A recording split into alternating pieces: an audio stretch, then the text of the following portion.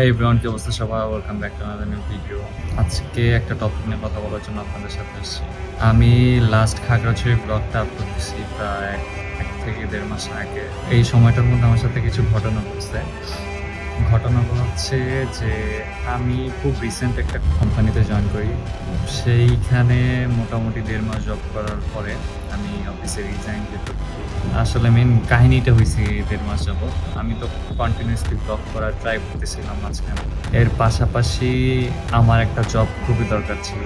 আর জবটা যেহেতু একটা রেফারেন্সের মাধ্যমে হয়েছিল, তো আমি না করতে পারি। তাদেরও নিড ছিল।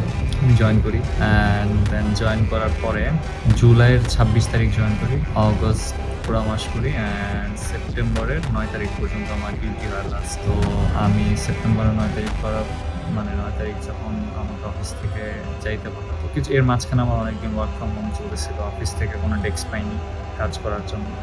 তো আমি ওনাদের অ্যাজ এ গ্রাফিক ডিজাইনার হিসাবে কাজ করতেছিলাম অ্যান্ড ডিজিটাল মার্কেটিংয়ে সব কিছু দেখতাম। আমি কোম্পানির নাম বলবো না, but as a graphic designer and digital marketer হিসেবে যতটুকু অ্যাক্সেস পাওয়ার দরকার আমার কাছে ওইটুকু ছিল না। আমি অ্যাজ এ ডিজাইনার হিসেবেই কাজ করতেছিলাম। তো তাদের কোনো ডেস্ক ছিল না, আমি ওয়ার্ক ফ্রম হোম বাসা থেকে করতাম। ৯ তারিখে অফিস থেকে ফোন দিয়ে বলে অফিসে যাওয়ার জন্য।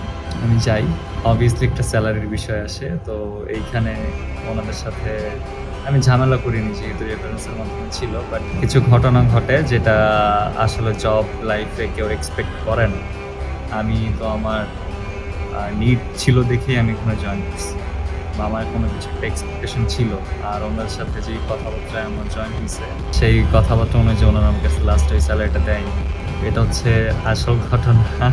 আর আমি খুব রিসেন্টলি আবার ব্লগ কন্টিনিউ করতেছি।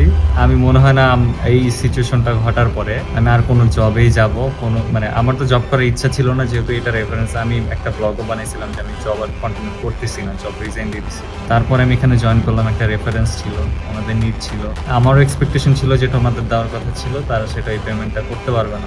লাস্ট মোমেন্টে আমার যেটা, আমি এই আনুমানিক ১.৫ মাস হিসাবে যতটুকু পেমেন্ট পাওয়ার কথা অতটুকু আমি পাইনি। প্লাস ওনারা হচ্ছে অনেক কিছু কাটছাট করে আমাকে লাস্ট মোমেন্টে এমন একটা অ্যামাউন্ট ধরছে যেটা আমার বাসার দারোয়ানের স্যালারি ওর থেকে বেশি পায়। তো আমি মনে হয় না আর কোনোদিন কোনো জব করব। এখন আমি পুরা ফোকাসটা আমার এই কন্টেন্ট ক্রিয়েশনের দিকে ট্রাই করতেছি। Thank you so much. আমার ফেসবুকে 3.4K ফলোয়ার হয়ে গেছে। আর রিসেন্ট খাগড়াছড়ির ব্লগের ফার্স্ট পার্টে অনেক ভালো একটা রিচ আসছে ফেসবুক থেকে। সো ফেসবুকে যারা দেখছেন তাদেরকে অসংখ্য ধন্যবাদ, যারা ফলো করছেন থ্যাংক ইউ সো মাচ। আমি ইনশাল্লাহ কন্টিনিউয়াসলি এইভাবে ভিডিও দেওয়ার ট্রাই করবো আপনাদের জন্য। ব্লগ খুব তাড়াতাড়ি আসতেছে, এডিট চলতেছে Khagrachari part 2।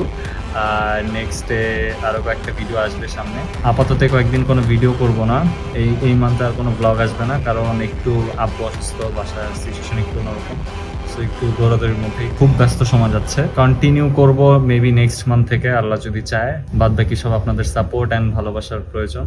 Thank you so much. দেখা হচ্ছে নেক্সট মান্থের নতুন কোনো একটা ব্লগে। Till then, bye by.